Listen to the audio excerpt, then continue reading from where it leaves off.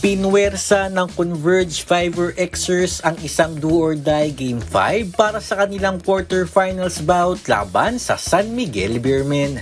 Matapos mabaon sa 0-2 na bentaye ng SMB, nagawang maitabla ng Converge ang serye na nagwagi sa Game 3 noong Lunes. Gayon din sa Game 4 kagabi sa Ninoy Aquino Stadium na nagtapos sa score na 114-100.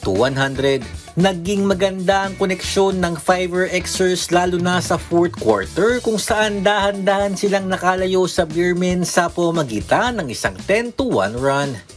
Namuno para sa Converge si Shawnee Winston na nakapag-poste ng 26 points, 6 rebounds, 5 assists at tig-isang steal at block. Samantalang nag-ambag si Justin Arana ng 22 markers, 7 boards, 4 steals at 2 dimes. Feels really good, especially going down 0-2, and especially to San Miguel. They're such a strong team, so pushing into Game 5 is definitely what we wanted to do from the beginning, and I feel like we all came out today and played as a team and executed really well.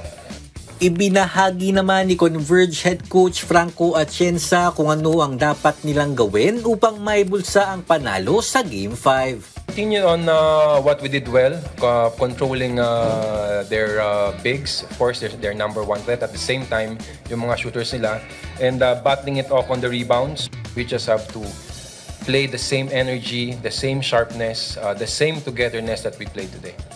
Aarangkada ang Game 5 sa darating na linggo sa Inaris Center sa Antipolo.